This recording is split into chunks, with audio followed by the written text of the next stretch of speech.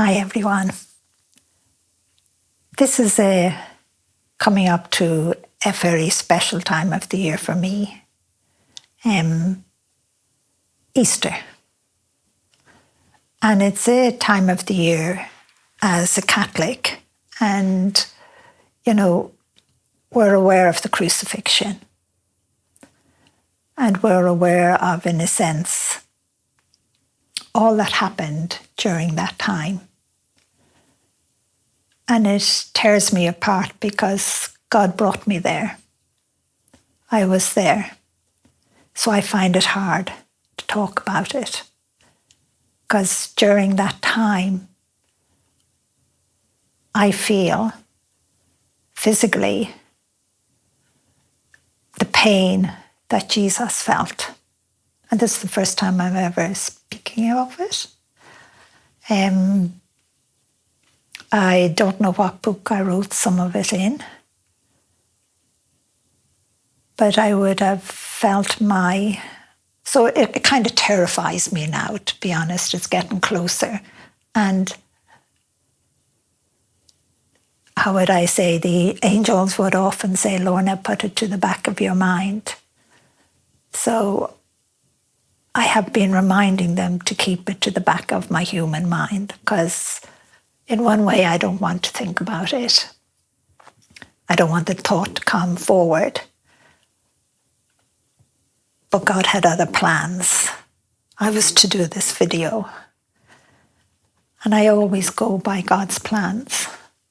I never hesitate. But it hurts. And saying hurts is only very mild.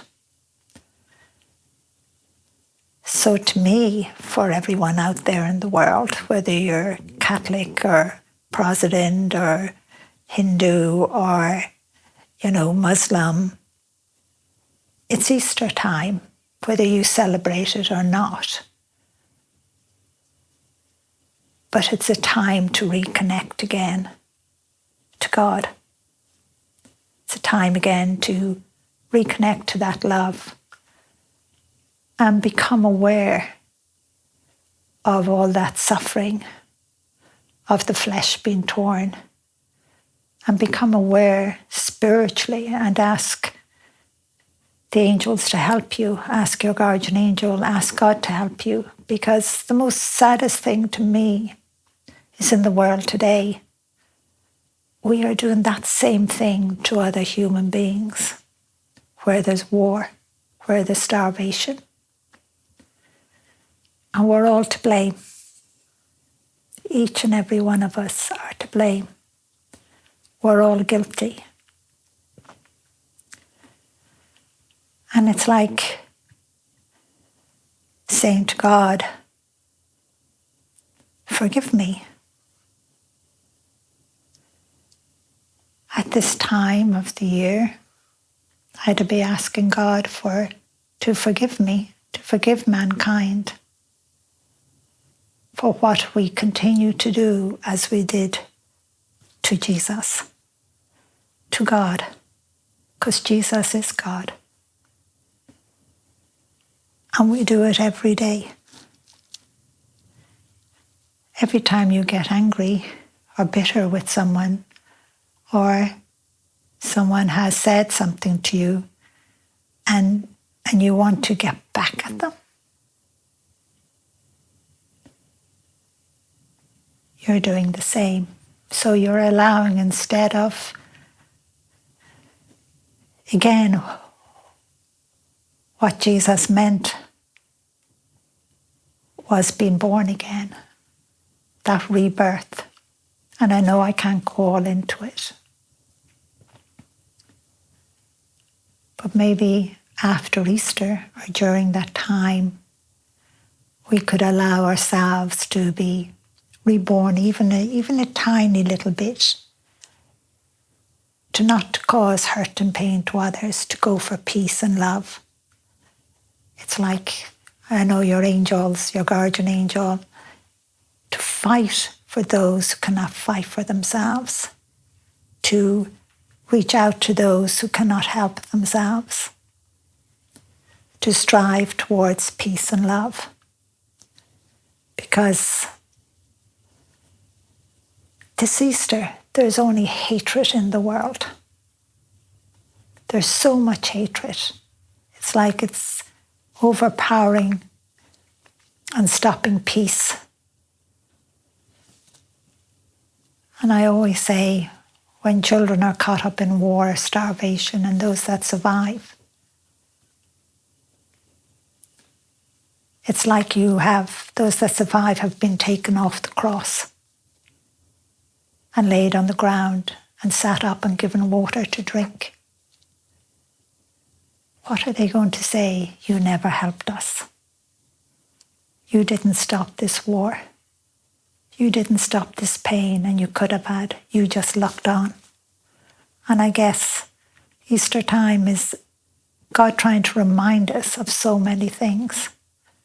And we have to stop looking on.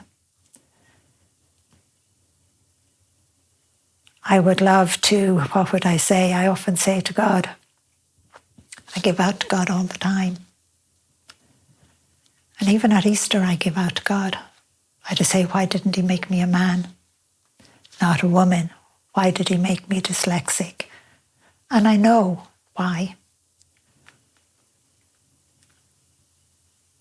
But then I just say, God, if you had made me a man, maybe the world would listen. But because I'm a woman, they don't listen as much, a little bit. And because I had to give out to God because I was dyslexic and still am, they considered me retarded. So they, in a sense, the leaders of the world don't want to hear me. But I do know one thing.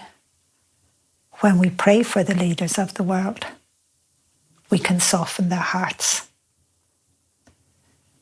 So if you could soften the hearts of the leaders of the world, and you can stand up for the innocent, because where there's war, there is innocent of all kinds.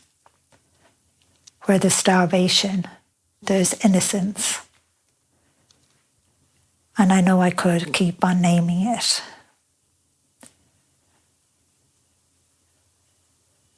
But I keep on seeing, even going through those, what I call like tunnels, whatever they were, and seeing the blood being mopped up by cloths and wrung out into the buckets over and over again. You, me, everyone in the world, we are spreading that love. We are spreading that blood. But we haven't put enough of love into it, because if we did, the blood would not be there. So imagine yourself mopping up that blood, not just of Jesus, but of his children. And it doesn't matter what religion they are. Every human being is God's child, good and bad. And I'm shaking here because I find it really hard. It tears my heart. Being reminded again and seeing mankind doing the horrific things we're doing because of wealth, because of money, because of material things, when I know it doesn't have to be that way. It doesn't have to be. So I ask for peace, and I ask for love, and I ask you to pray for the leaders of the world. And again, I'll just tell you something. Before I go, I never thought I would be here for this future. I never thought I would be here for the pandemic, but I have been. And I'm just praying so hard and asking God that mankind won't turn that other page of this future. I would love it to be skipped to the 5th page and turned over. But I'm so scared humanly, I'm so scared that we will turn the second page. So lots of prayers, no matter what religion you are. Show love and kindness and help those who cannot help themselves, because where there's war, a soldier is fighting for its freedom. A soldier is fighting for peace. A soldier is fighting for you. A soldier is fighting for love, because Jesus was a soldier. So that's all I'm going to say. God bless you and love you. Bye-bye. Love you.